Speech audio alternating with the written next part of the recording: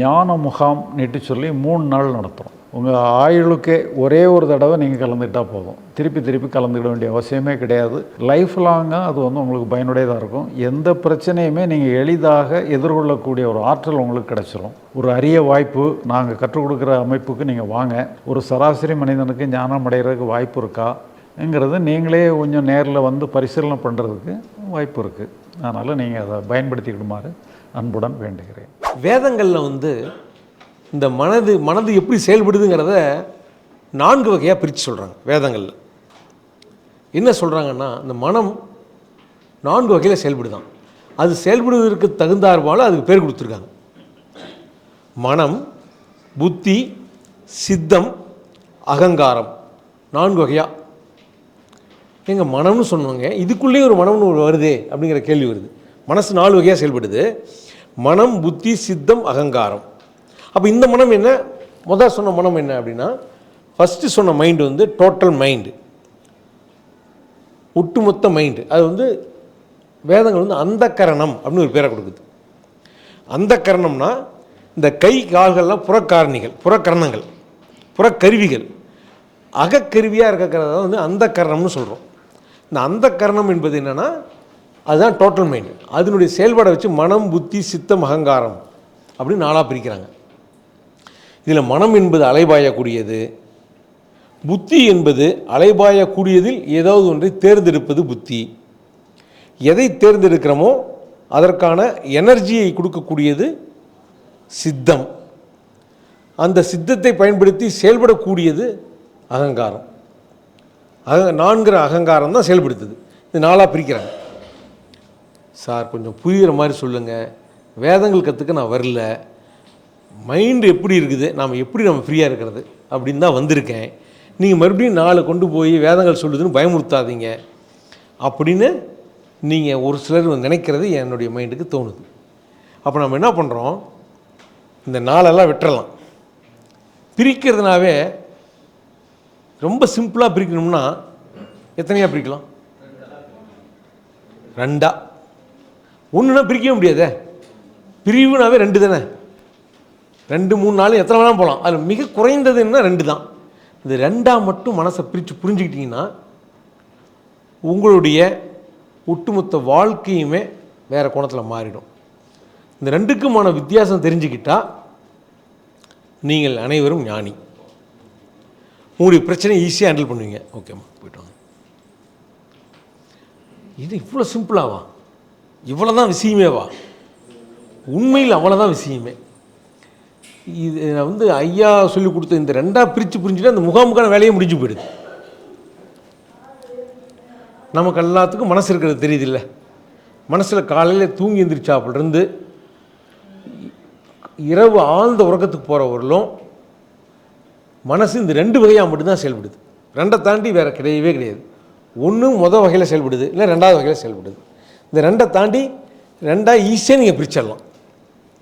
அந்த 2 என்னங்கிறத தெரிஞ்சுக்கிட்டிங்கன்னா நம்மளுடைய ஒட்டுமொத்த வேலையுமே முடியுது. ரொம்ப ஈஸி பண்ணிட்டார் ஐயா. அது என்ன அந்த 2? ஒன்றுக்கு பேர் தாட்டு, அதுதான் மைண்டு. தாட்னா வேறு, மைண்டுனா வேறு, அதுதான் தாட்டு. இன்னொன்றுக்கு பேர் திங்கிங். ஒன்று தாட்டு, இன்னொன்று திங்கிங். 2 தானா? ஏன்னா 2 ஒரே மாதிரி தான் தெரியுது. தாட்னாலும் திங்கிங்னாலும் வேறையா? 2மே மனசு தானேங்க. இது ஏன் 2ஆக நம்ம பிரிக்கிறோம்? தமிழில் என்ன சொல்லணும் அப்படின்னா, ஒன்று சிந்தனை, இன்னொன்று சிந்தித்தல். இங்கே ஒரு கிராமர் என்னன்னா, சிந்தனை என்பது என்ன? தானாக வருவது. சிந்தித்தல் அப்படிங்கிறது டூயிங், வெர்பு. ஒன்று நம்முடைய கட்டுப்பாடுகள் இல்லாமல் தாமாக வரக்கூடிய எண்ணத்துக்கு பேர் தாட்.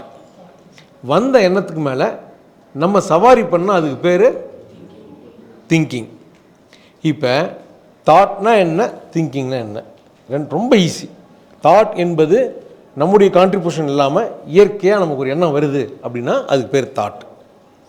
வந்த எண்ணத்தை நம்ம அறிவை வச்சு மேற்கொண்டு நம்ம டெவலப் பண்ணுறோம், மேற்கொண்டு நம்ம திங்க் பண்ணுறோம் அப்படின்னா அதுக்கு பேர் என்னங்க? சிந்தித்தல், திங்கிங். இந்த 2 வகையில் தவிர வேறு எந்த வகையிலையுமே செயல்படலை. இந்த 2 வகையாக மட்டும்தான் செயல்படுது. இதில் ஒரு விஷயம் என்னென்னா, தாட்டுக்கு காரணம் நாம் அல்ல, நம்ம அறிவு அல்ல. தாட்டுங்கிறது நம்ம விருப்பப்படி தான் வரணும்னு சொல்ல முடியாது. ஏன்னா இந்த ஒருத்தர் தியானம் பண்ண போனார்ல, அவருக்கு அந்த பெண்ணை பற்றிய தாட்டு வரக்கூடாதுன்னு தான் நினைக்கிறார். ஆனால் அவர் விருப்பத்துக்கு மாற என்ன ஆகுது, கண்ணை மூடி உட்காந்தாலும் அதுவாக வருது. நமக்கு சில நேரத்தில் நம்மளை ஒருத்தங்க அவமானப்படுத்தும் போது கோபம் வரக்கூடாதுன்னு தான் நம்ம நினைக்கிறோம். ஆனால் நம்மளை மீறி கோபம் வருது. கோபம் வேறு, தாட்டு வரல, அதுவும் தாட்டு தான். எல்லாமே எல்லா உணர்வுகளுமே தாட்டின் வழியாக தான் வருது. அப்போ நம்ம வேணும்னு சொன்னாலும் வேணான்னு சொன்னாலும் தாட்டு நம்ம பேச்சை கேட்குதா?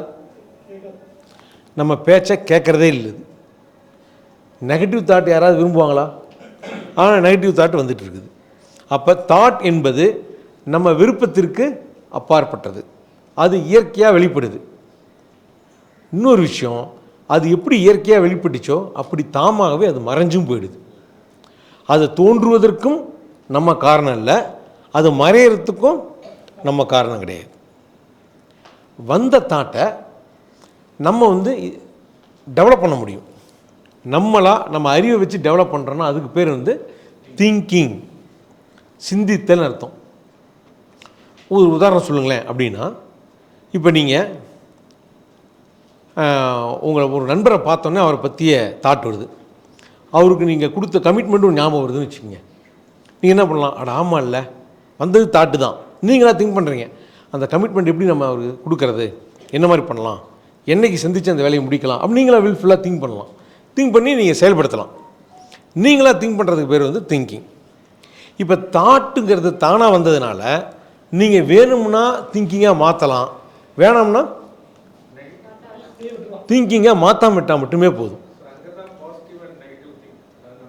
ஆமாம் ஆமாம்.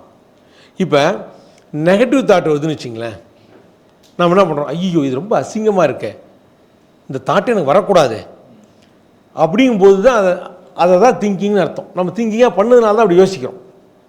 ஏன் இந்த தாட் வந்துச்சுன்னா அது திங்கிங் தான். நம்ம அறிவை வச்சு யோசிக்கிறோம் இல்லையா, அதுக்கு பேர் தான் திங்கிங்னு அர்த்தம். இப்போ தாட் வருது, நீங்கள் இது இப்படி தான், இது நேச்சர், இது நம்ம அங்கே ஒன்றும் பண்ணுறதுக்கு இல்லை, இப்படி தான் வருதுன்னு நீங்கள் எப்போ நீங்கள் அதை அக்செப்ட் பண்ணுறீங்களோ, அது தாட்டுக்கு நம்ம கண்ட்ரோல் நாம் இல்லைன்னு எப்போ நீங்கள் முடிவெடுக்கிறீங்களோ அப்போவே என்ன ஆகுது, அதனுடைய ஆயுள் வெறும் அரை வினாடி தான். தோன்றியது எல்லாமே தாமாக மறைஞ்சிட்டு தான் இருக்குது. அப்போ நம்ம நமக்கு எத்தனையோ தாட் வருது, இந்த தாட்டில் இது நெகட்டிவ் இது பாசிட்டிவ்னு பிரிக்கிறதே தேவையில்லாதது. எப்போ நீங்கள் நல்லது கெட்டதுன்னு பிரிச்சிங்கன்னா அப்போ அடுத்த வேலை என்னன்னு கேட்டிங்கன்னா, நல்லதை தக்க வைக்கவும் கெட்டதை அப்புறப்படுத்துறதுக்கான ஒரு கடமை நமக்கு வந்துடுது. ஒரு பொறுப்பை கையில் எடுத்துடுறோம், செயல்பட ஆரம்பிச்சிடுறோம். நீங்கள் அதை நல்லது கெட்டதுன்னு பிரிக்கலன்னு வச்சுக்கோங்க, என்ன ஆகுன்னு கேட்டிங்கன்னா அதை நீங்கள் திங்கிங்காக மாற்றலன்னு அர்த்தம். மாற்றலாம் என்ன ஆகுன்னு கேட்டிங்கன்னா, அது எப்படி வந்ததோ அப்படி என்ன ஆகிடுங்க, ஃபேட் அவுட் ஆகிட்டு போயிட்டே இருக்குது. தாட் தானாக தானாக மறையுது. இப்போ நமக்கு எத்தனையோ தாட் வருது, ஒரு நாளைக்கு லட்சக்கணக்கான தாட்டு வருது, காலையிலேருந்து இரவு வரைக்கும் பார்த்தீங்கன்னா லட்சக்கணக்கான தாட்டு வருது. நீங்கள் என்ன பண்ணலாம், எத்தனையோ பிளான் வரும், நம்முடைய செயல் சார்ந்த தாட்டு வரும்.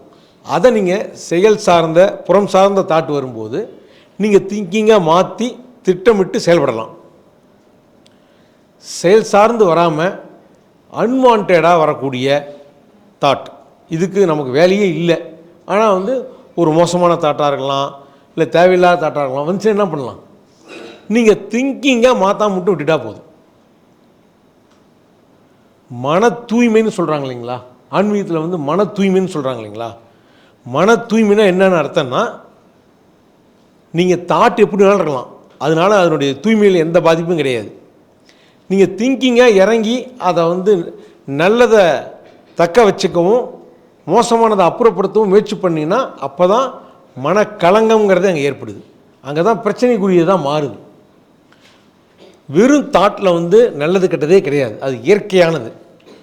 இந்த ஒரு அறிவு நமக்கு கிடைச்சிச்சுன்னா என்ன பண்ணலாம், நம்மளை ஒருத்தர் திட்டுறார், நமக்கு கோபம் வருது, வெறுப்பு வருது, அந்த ஆள் பார்த்தோன்னே டென்ஷன் ஆகுது, இதெல்லாம் என்னங்க தாட். அது அப்படி வர்றது தான் இயற்கை, அதை மாற்ற வேண்டிய அவசியம் இல்லை அப்படின்னு முடிவு எடுத்துட்டிங்கன்னா அதை மாற்றவும் முடியாது அப்படின்னு புரிஞ்சுக்கிட்டிங்கன்னா நம்ம அது விடுபட்டுறோம். பொறுப்பெடுக்கிறது விடுபட்டுறோம், அவ்வளோதான். இல்லை சரி பண்ணணும்னு இறங்கும்போது தான் நம்ம சிக்கலில் மாட்டிக்கிறோம். அப்போ தாட் எப்படி வேணாலும் வரலாம். அங்கே நம்ம திங்கிங்காக மாற்ற தேவையில்லாத தாட்டை திங்கிங்காக மாற்ற தேவை முடிவெடுத்துட்டிங்கன்னா எல்லா உணர்வும் வரும். என்ன ஆகிடும்? எதுவுமே நிற்காது, நம்ம விட்டு போயிடும். நம்ம இல்லை இதெல்லாம் மோசமான எண்ணங்கள், மோசமான உணர்வுகள் வரக்கூடாதுன்னு முடிவு பண்ணணும் அப்படின்னோம்னா நாம் என்ன பண்ணுறோம்? போராட்டம் இறங்கிடுறோம். இதுதான் மிகப்பெரிய பிரச்சனையே. நம்ம அதுக்கு தீர்வே காணவே முடியாது.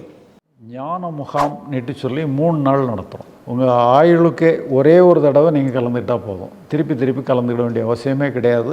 லைஃப் லாங்காக அது உங்களுக்கு பயனுடையதாக இருக்கும். எந்த பிரச்சனையுமே நீங்கள் எளிதாக எதிர்கொள்ளக்கூடிய ஒரு ஆற்றல் உங்களுக்கு கிடச்சிரும். ஒரு அரிய வாய்ப்பு. நாங்கள் கற்றுக் கொடுக்குற அமைப்புக்கு நீங்கள் வாங்க. ஒரு சராசரி மனிதனுக்கு ஞானம் அடைகிறதுக்கு வாய்ப்பு இருக்காங்கிறது நீங்களே கொஞ்சம் நேரில் பரிசீலனை பண்ணுறதுக்கு வாய்ப்பு இருக்குது. அதனால் நீங்கள் அதை பயன்படுத்திக்கிடுமாறு அன்புடன் வேண்டுகிறேன்.